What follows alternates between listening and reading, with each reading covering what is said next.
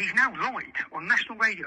He's made the allegation that I have a criminal conviction for violence against women. Robinson's talked about this, but he has a criminal record, a list as long as your arm. Violence against women. It's an out-and-out lie. The battle lines on the right are being drawn as a significant split breaks out over the treatment of the political prisoner Tommy Robinson by major US conservative figures like Jordan Peterson and Elon Musk, compared to Reform UK's Nigel Farage and Richard Tice. Now, there's a bit of an irony in all of this for me, because what you've got is hard left losers like Mehdi Hassan singing from the same hymn sheet as British populists who I usually agree with, like Matt Goodwin. So I'll reveal their interventions shortly. But I want to be very clear on this. My goal is to try and bring both sides of this argument together over the next few years for the common cause of defeating the socialist Labour government, saving Britain, and then the West, right? Because there's a lot to be done. And as Carl Benjamin pointed out today, reform is currently poised to sweep the northeast of England in what would be a monumental political earthquake reshaping British politics.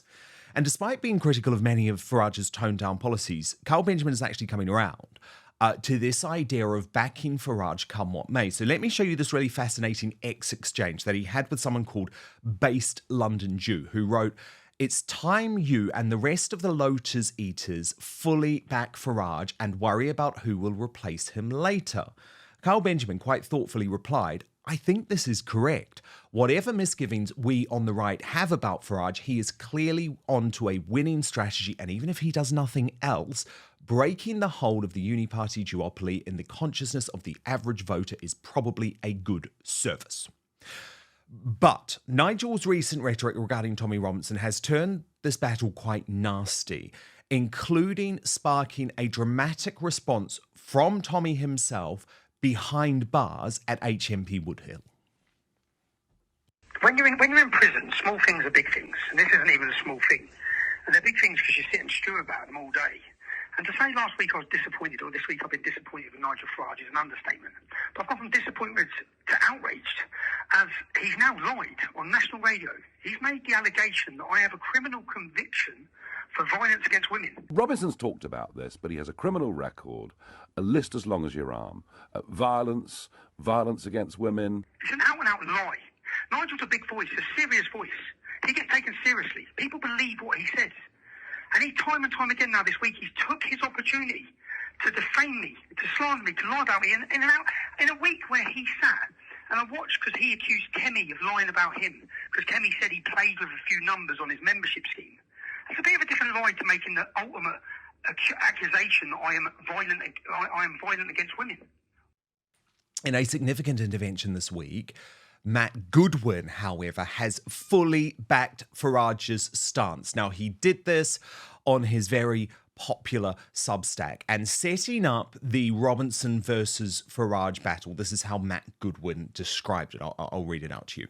On one side of the debate are some very significant people in America, including Elon Musk, intellectual Jordan Peterson, people in and around the Trump camp, and a handful of American politicians who wield considerable power and influence.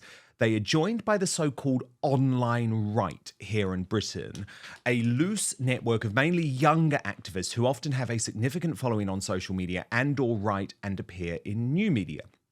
Together, and I'm painting broad brushstrokes here, this group view Tommy Robinson as a Nelson Mandela-style figure, somebody who, for much of the last 15 years, has, in their eyes, courageously called out the rape gangs, radical Islamism, and spoken up for the white working class when very few people in this country were willing to do so. And actually, so far, that's so accurate from Matt Goodwin.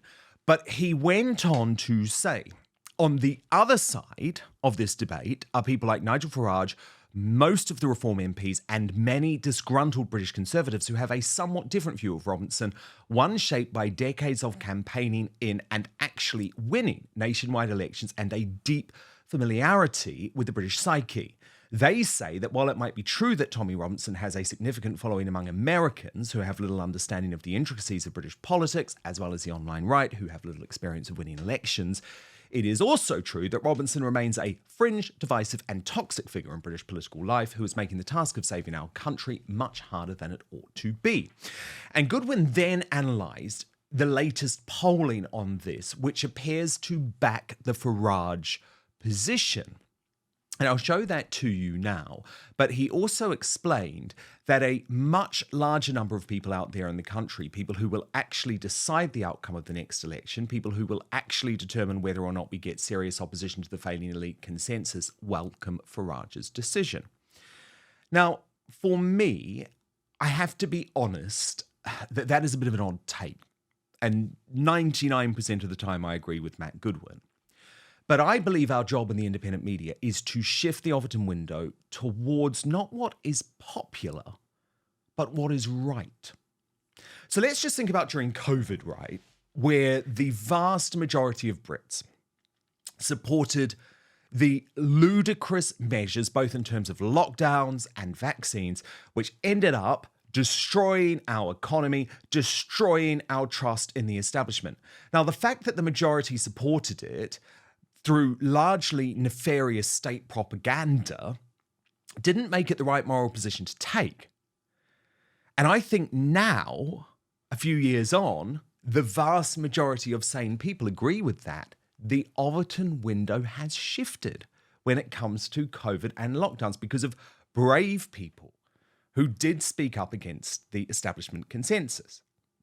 And what I think should concern people like Matt is that the far left in the US is stepping up its attacks on Tommy in a bid to discredit Elon Musk ahead of next week's Trump inauguration. So Mehdi Hassan, he runs a massive hard left independent Substack called ZTO.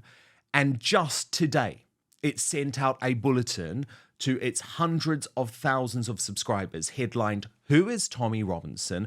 5 things you need to know about the far-right Islamophobe Elon Musk is fighting to free from prison." And their laughable conclusions are that he is a violent Islamophobe, Tommy Robinson isn't his real name. Whoa, what a revelation there.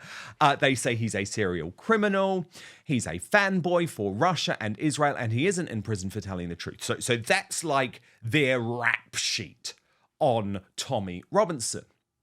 And if you follow this narrative, which, let's be honest, the British mainstream media has spewed for many years, Tommy, you would think, is a very bad man. So the people who are answering these polls that Matt Goodwin quote only really have that information in their head. But anyone who has actually followed the cause and the truth rather than the rhetoric, which I think is designed to stop any real change in the British deep state, who are destroying our country, you know that is a ludicrous characterization of Tommy Robinson. Watch. Because I know how upset my children have been. And they don't know I'm home. My children don't know I'm home. They don't know I've been released. They're going to in a minute.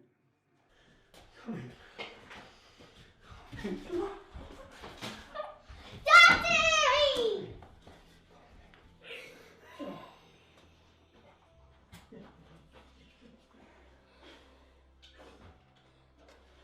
Guess who's coming on holiday? Daddy! Coming on holiday, babe. Come here. Come here. Oh, I'm sorry. You home? Make your own decisions. Now, Father Calvin Robinson is today's outsider.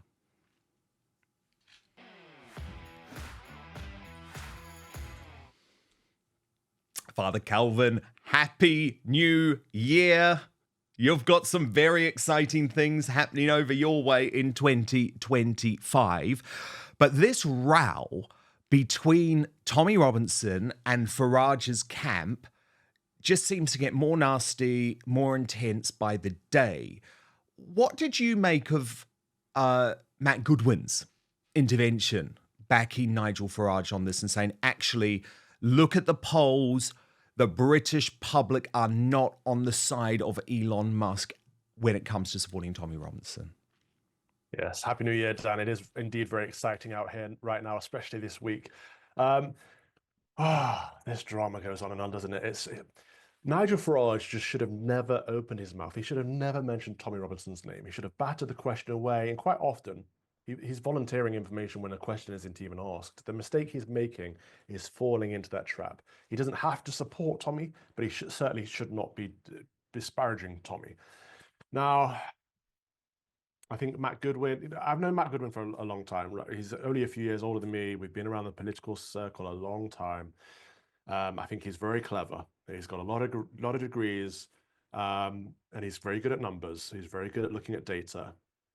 And so being charitable, I would say he's looking at this from an autistic perspective. He's looking at this purely numerical. Like, this is what the numbers say. This is what the numbers say we need to do.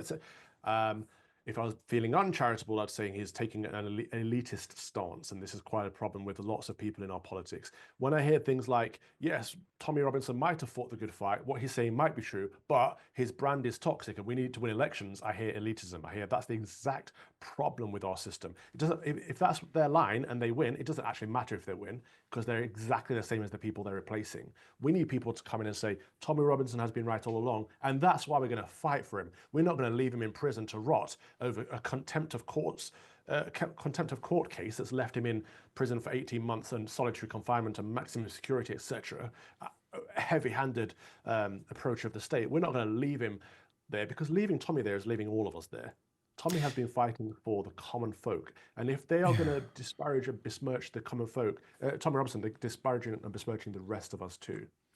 Yeah, and it's quite condescending, isn't it, Calvin, to keep saying, oh, these Americans. They might be the smartest people in the world. They might be right on every other issue, but they know nothing. When it comes to Tommy Robinson, they're just wrong on this one thing. And actually, loads of the people who I really respect, who are brave, including those who operate in the mainstream media, have had a very different take on Tommy Robinson for some time. And one of them is Douglas Murray. And I wanted to show you this video that I found from a little while ago, where Douglas Murray is asked a question overseas about Tommy Robinson, and I think gives a much more thoughtful response than virtually anyone else in the mainstream. Watch this. But first, do you feel tired all the time, struggle with brain fog, or feel aches and pains more often? These might be signs of something deeper than aging, called oxidative stress. Now, it happens when your body is overwhelmed by unstable molecules called free radicals that can damage cells. Normally, antioxidants keep these molecules in check, but things like pollution, poor diet, stress, and lack of sleep can cause free radicals to pile up, making it harder for your body to fight back. So this is why I take Clean Being by Verso. It's packed with ingredients to cross the blood-brain barrier to lift brain fog, reduce oxidative stress and inflammation, relieving joint and muscle pains, and also improving skin and hair. After taking Clean Bean for some time now, I've noticed less aches and pains, healthier hair, better immunity, enhanced vision, and protection against allergic reactions. Plus, Verso publishes third-party testing from each batch they produce to guarantee you are getting what you pay for. So click on the link in the description in YouTube or Rumble, or head on over to buy.ver.so/outspoken. Use the coupon code outspoken when you check out, and you will save 15% on your first order. So the address, by the way, is in the show notes, in the description on YouTube and Rumble, but I will repeat it here for you too. buy.ver.so/outspoken. Use the coupon code outspoken. But now, back to the show. Tommy Robinson, since it's also applicable to your country, and I would like to know if you have some thoughts about that topic. Let me tell you what I think is general. I wrote about this a few weeks ago, the National Review in America, but let me tell you what I think is actually going on. I think, and it goes back slightly to the gentleman's question there, I think that there is when you realize that you've got some very serious problems in your society, it's very hard to deal with the primary issue. What is easy to deal with is a secondary issue. So let me give you the example. For years, the thing that Tommy Robinson's been particularly vocal about, the grooming gangs, the rape gangs, they're sometimes called Asian rape gangs, which itself is a problematic phrase, okay? These went on for years. We have report after report from the British government, the British authorities, admitting this is going on. Council workers who knew it was going on. Police who knew it was going on. All the local authorities who knew what was going on. All the local MPs who knew what was going on, okay? Every single part of society failed. Every single part. The police, the official reports will say the same thing, were worried about being politically incorrect. The council workers were worried they'd be accused of racism, and so on and so on and so forth. So you have by now, and I'm not exaggerating this, this is all of the stuff of the official findings, thousands and thousands of young girls from across the UK have been raped by these gangs. Now that's a bad thing to have on your conscience. That's the sort of thing that should keep any decent person awake at night if they had even a tiny role in allowing that to go on. But they don't address what allowed that to go on. We keep seeing this tendency to get the secondary problem and go really hard for that. And the secondary problem always is the people who vocally, often wrongly, often crassly, all sorts of other things, identify in opposition to that. And they come down, they crack down on that. He's so right, isn't he, Father Calvin? There is more mainstream media and establishment outrage about Tommy Robinson than there is about the Asian rape gangs themselves. Absolutely right, and it's disgusting because anyone that's not angry, anyone that's not voicing upset and hurt over these Pakistani Muslim rape gangs at this point is complicit, because we all know what's happened over the last few decades. We all know, and Douglas Murray rightly points out, that it's been covered up by the councillors, by the politicians, by the police, by the therapists, by everyone involved, from the bottom up to the top to the ministers. Everyone has been covering this up for the sake of diversity, inclusion, and multiculturalism. So anyone that's not speaking about it now is complicit, not because of what's historically happened, but because it's still happening today. This is still going on, and we can't stop it until people address it, and they want to hide from it. And so it's easier to say, oh, it's the problem of it's the bandwagon of the far right, which is exactly what our Prime Minister said just a week ago. It's terrible that they'd rather lock up Tommy Robinson for addressing the situation than they would address the situation itself. And our politicians are a part of the problem, but the mainstream media is a massive part of the problem too. They hate Tommy Robinson because he does a better job than they do. He gets higher ratings than they do as well for doing it. So of course they despise him. But what they, just over the last few days, Channel 4 had a documentary out, the Muslim rape gang situation isn't as bad as it seems. It's like, how dare you? These young white British working class girls they're literally being groomed, raped, tortured, and sometimes killed. And you'd rather cover up for that? Shame on you. You are a part of this issue. Couldn't agree more. Couldn't agree more. The other row on the right, Calvin, which I want to get your view on, concerns whether Charlie Mullins is going to be a candidate for Reform UK. Now, Zia Youssef has tried, he's the chairman of Reform UK, he has tried to play down these reports over the last 24 hours, but Charlie Mullins himself has said that Nigel Farage has asked him to be a candidate. Now, Charlie Mullins is a very successful businessman, really good on some things. He's been on Outspoken before, but the issue is here, he's an arch Ramona who also said that he would sack his staff at Pimlico Plumbers if they did not take the COVID vaccine. Worse than that, he said people shouldn't be allowed out on the streets if they haven't taken the Wu flu jab. That's awful. Talk about anti-freedom. Yes, I've seen a meme going around. Dick Dellingpole tweeted it with clanger, banger, and jabber. So Nigel Farage is the clanger, stood there banging his drums for the NHS, the national religion. And then you've got Richard Tice stood there in Ukraine as the banger, holding up, look, I'm supporting the Ukraine, send all our money abroad. And then you've got the jabber, who's this guy with his Stop Brexit hat on, Mullins, who is clearly a pro-medical forced vaccination. It just goes to show that what I've been saying all along, that the Reform Party is just a part of the establishment. They're nothing new. But then our pal Calvin, Esther Kraku, I saw her on X saying, hang on a moment, the fact that he's Ramona shouldn't matter because it's really important that people move on from the Brexit divide.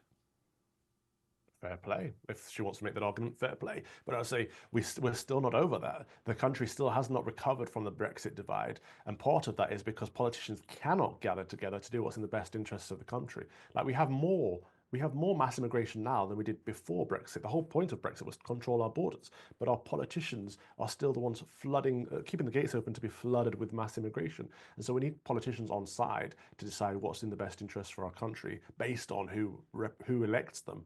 And I don't think having an arch Ramona like that in the party will do them any favors. But it's not, of course, it's not just his Ramon stance. It's also the fact that he's massively in favor of forced medical intervention.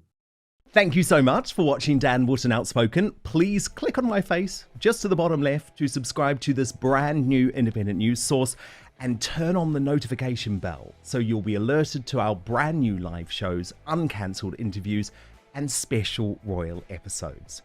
Outspoken is also now available as a podcast, so you can listen to the show every weekday on the go, wherever you are.